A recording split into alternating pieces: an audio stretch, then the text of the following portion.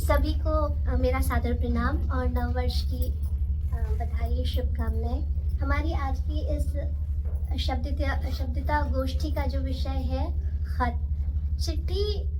अब मतलब बात हो गई है। एक समय था जब हम चिट्ठियां लिखते थे, चिट्ठियों से एक दूसरे से जुड़ते थे, सारी बातें चिट्ठियों के माध्यम से होती थी। वो चिट्ठियां अब ना जाने कहाँ गुम हो गई हैं। और बट मैं अभी भी चिट्ठी लिखती हूँ। और रक्षाबंधन एक ऐसा त्योहार है जिसने इस परंपरा को हमें ज़िंदा रखा हुआ है। और हम प्रतिवर्ष आज भी चिट्ठी को अपने भाइयों को भेजते हैं और वो चिट्ठियाँ आज भी हमारे वहाँ घर में मंदिरों में सुरक्षित रखी जाती हैं। चिट्ठी एक परंपरा बन जाए, इससे पहले मुझे ये बताते हुए खुशी हो रही है कि मैं नन्ही वैभवी को ये बता पाई कि चिट्ठियाँ क्या होती हैं। वो जानती है। आज व्हाट्सएप का युग है, फेसबुक का युग है और हर चीज़ जो है वो शॉर्ट होती चली जा रही है।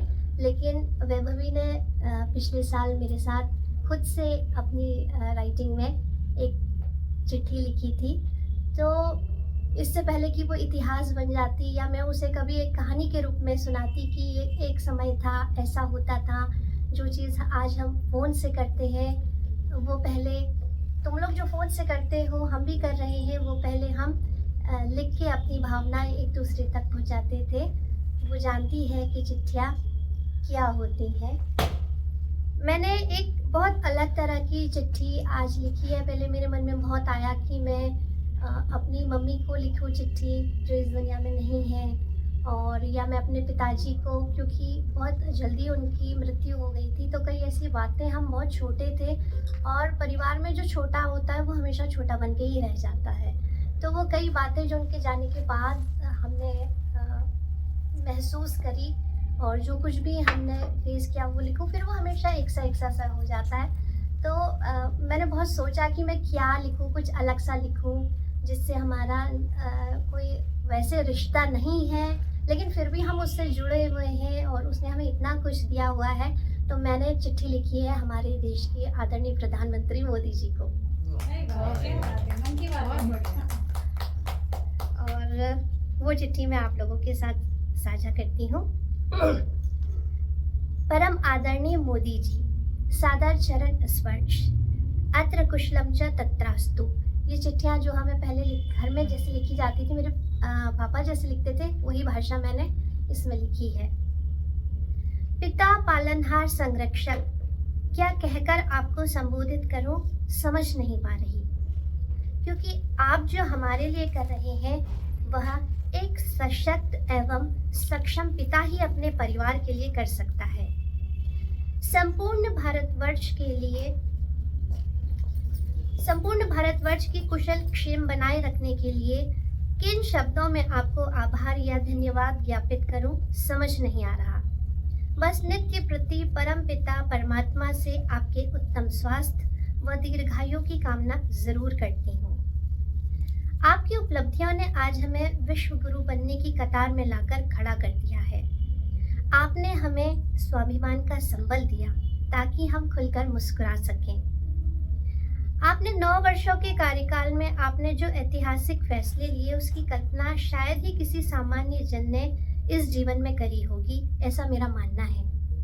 आपकी उपलब्धियों की गणना कहाँ से शुरू करूं समझ नहीं पा रही। आपने हमारे उन सपनों को साकार कर दिखाया जिसका इंतजार हमें दशकों से था। Make in India, digital India और 8 नवंबर 2016 की वो रात जब आपने काले धन का खात्मा करने के लिए नोटबंदी कर दी।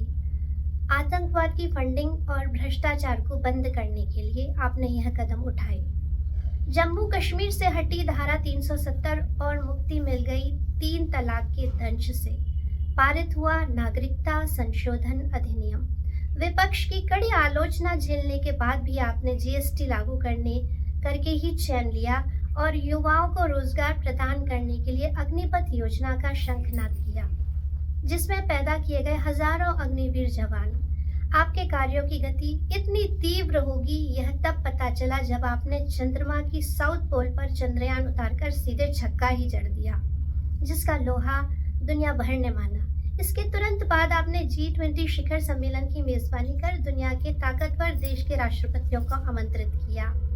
इस समाज द्वारा मेरी बेटी होने पर प्रश्न चिन्ह लगाए जाते थे, किंतु आपने बेटी पढ़ाओ बेटी बचाओ कहकर मेरी काया ही पलट कर दी। पहले बेटी की उम्र बढ़ने पर पूछा जाता था, इसकी शादी कब करोगे। आज पूछा जाता है कि बेटी पर्सनल और प्रोफेशनल दोनों काम बढ़िया तरीके से कैसे कर लेती हो। पहले लोग पूछते थे घर के मालिक घर पर है या नहीं, घर के मुखिया को बुलाइए। आज घर हम महिलाओं के नाम पर है। बिजली का बिल हमारे नाम पर आता है, गैस कनेक्शन हमारे नाम पर आता है। ये बदलाव अमृतकाल में हुआ। आज बेटियां बोझ नहीं समझी जाती। हमारे देश में बेटियों के संबंध में पहले जो सोच थी, आज वो तेजी से बदल रही है।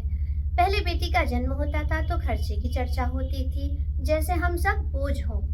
आज बेटी पैदा होती है तो पूछा जाता है कि सुकन्या समृद्धि अकाउंट खोला या नहीं, जिसका श्रेय सिर्फ और सिर्फ आपको ही जाता है। अंग्रेजी सरकार के दंड प्रधान कानूनों से हटकर आपने न्याय देने वाले कानून बनाए। भारत ने अमृत भारत और नमो भारत ट्रेनों के विषय के सपनों को देखा। देश के गांव-गांव ने विकसित भारत के संकल्प की यात्रा देखी। हमारे हक की चीज हमारे दरवाजे पर देने का प्रयास आपने किया। आपने गरीबों को साधन, संसाधन और स्वाभिमान दिया और अंततः भगवान राम न सिर्फ अपने घर लौटे, बल्कि एक ऐसे मंदिर का निर्माण हुआ जो भारत की संस्कृति को महान ऊर्जा देता रहेगा। फिर भी लोग अपनी आदतों से बाज नहीं आए। कोई पहरेदार, कोई चौकीदार और कोई चाय बेचने वाला आपको कहता ही रह गया। और बेचारा मासूम सा भोला भाला पप्पू आपको आज भी बनौती ही कहता है। 55 की उम्र पार कर लेने के बाद भी वो समझ ही नहीं पाया कि 56 इंच के सीने का दम क्या है। उसकी इन बाल सुलभ अटखेलियों पर आपको हंसता हुआ देख दिल खुश हो जाता है। उसकी यह नादानियां शायद आपके लिए किसी टॉनिक का काम जरूर करती होंगी। खैर, अंततः यह कहकर अपने पत्र को विराम देना चाहूंगी कि देश में जब भ्रष्टाचार, कमजोर नेतृत्व, सरकारी निकम्मेपन, प्रशासनिक जड़ता, लचर विदेश नीति और पाकिस्तान व चीन जैसे पड़ोसी दुश्मनों से आए दिन मिलने वाली धमकियों से देश में हाहाकार मचा हुआ था, जनता में घोर निराशा का भाव छाया हुआ था, तब विषम परिस्थितियों से संघर्ष करते हुए देश के राजनीतिक पटल पर उसका उदयमान होना किसी चमत्कार से कम नहीं था। आप यूं ही हम भारतवासियों का मार्ग प्रशस्त करते रहें। आपकी छत्र छाया में देश सुरक्षित है, संरक्षित है और फल फूल रहा है। आपका आशीर्वाद यूं ही हम पर बरसता रहे। आपके उत्तम स्वास्थ्य व दीर्घायु की कामना करती हुई आपकी बिटिया दीप्ति। बहुत ही सुंदर।